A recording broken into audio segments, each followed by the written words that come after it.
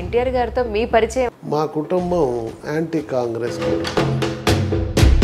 ఇందిరాగాంధీ గారి వ్యవహారం కూడా నచ్చేది కాదు. ప్రతిపక్షం వాళ్ళే ఉంటారు, అధికారంలో వాళ్ళే ఉంటారు. వాళ్ళని ఓడియటం ఏ పార్టీ వల్ల కాట్ల. ఆ టైంలో అన్నగారి ప్రకటన చేస్తే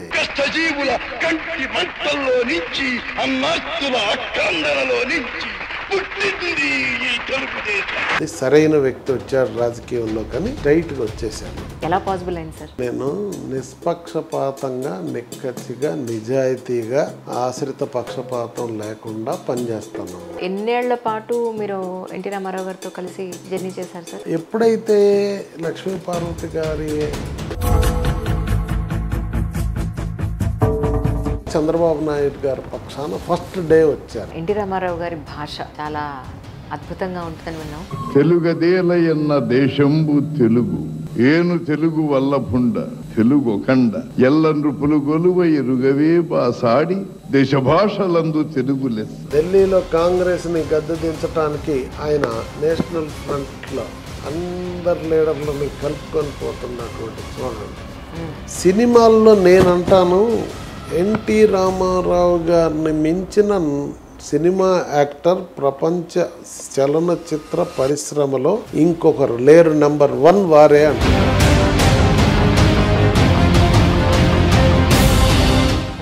శ్రీకృష్ణుడి పాత్ర ధరించాడు, దుర్యోధనుడు ధరించాడు.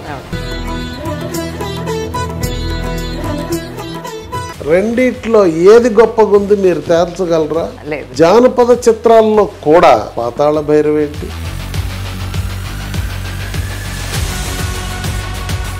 చారిత్రక సినిమాలు. మీరు శ్రీకృష్ణదేవరాయలు చూడండి, దిగొచ్చాడు ఆయనే రాయలు అన్నట్టుంది.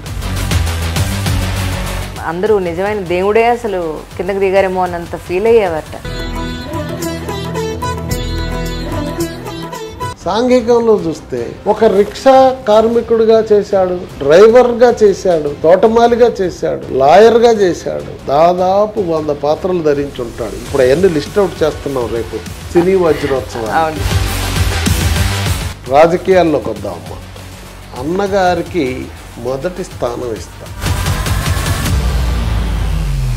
మొట్టమొదట పేదవాడి ఆకలిని అడ్రస్ చేసింది ఎవరమ్మా? ఎన్టీ రామారావు గారే.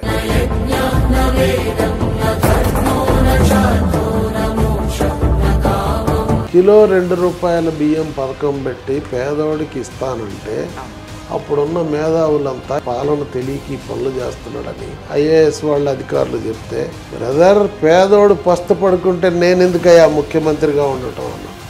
మహిళలకి ఎవరూ చేయనంత గొప్పగా ఆస్తిలో సగభాగం 40 ఏళ్ల నాడు ఇచ్చాడమ్మా.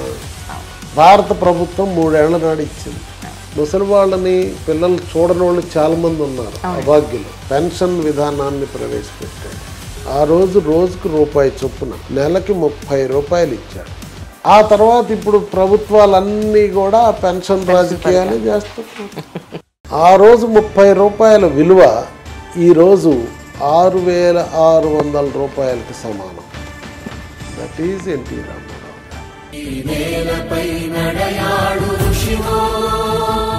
బహుశా భారతదేశంలో అత్యధికంగా ఆంధ్రప్రదేశ్లో చంద్రబాబు నాయుడు గారు ఇస్తున్నారు 4,000. ఇంకా ఏం చేశాడు? గురుకుల పాఠశాలలు పెట్టాడు. అందులో చదివిన వాళ్ళే ఇప్పుడు ఐఏఎస్లు, ఐపీఎస్లు. మనం బిల్డింగ్లో ఎందుకు ఉండాలి, వాళ్ళు గుడిసెలో ఎందుకు ఉండాలని ఖచ్చితంగా వాళ్ళందరి కోసం పక్కా భవనాలు కట్టి ఈ పథకాలన్నీ కూడా 40 ఏళ్ల క్రితమే పురుడు పోసుకుంది. అయితే ఈ పక్కా ఇళ్ల విషయంలో ఒకటి ఉంది.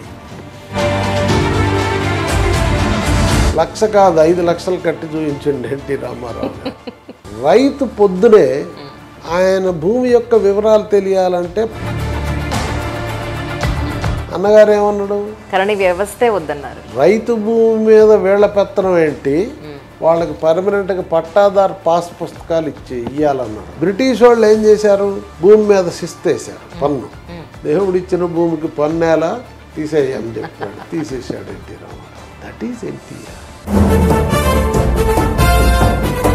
ఎవరన్నా పెట్టారా 50 రూపాయలు కాస్పోర్ విద్యుత్? ఎక్కడా లేదు భారతదేశంలో.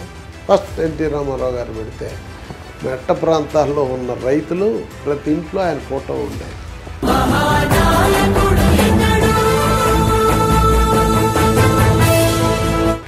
నదిని పెన్నా నదిని కలుపుతూ నదుల అనుసంధానం చేశాడు ఎన్టీ రామారావు గారు మొట్టమొదట భారతదేశంలో. ఆయన ఒక మీటింగ్ పెడితే మాకు బాగా గుర్తు సార్. ఒక బస్ మీద వచ్చారు, బస్ మీద నుంచి ఎన్టీ రామారావు గారు స్పీచ్ ఇస్తూ ఉన్నారు, ఎల్లో కలర్ బట్టలు వేసి. తూర్పుగోదావరి పశ్చిమ గోదావరి జిల్లాలంతా కూడా వాళ్ళ పనులు ఆపేసి, నేను ప్రత్యక్ష సాక్షినమ్మా, సభ కోసం వచ్చిన వాళ్ళు ఆ రోజుల్లో అన్నం కట్టుకొని లేట్ అయిద్దని ముందే తెలుసు, తిని ఆ గ్రౌండ్లోనే పడుకునేవాళ్ళు. అన్నగారిని చూడకుండా వెనక్కి పోయేవాళ్లే కాదు. సూర్య చంద్రులు ఉన్నంత వరకు అన్నగారి చరిత్ర నిలిచిపోద్దమ్మా.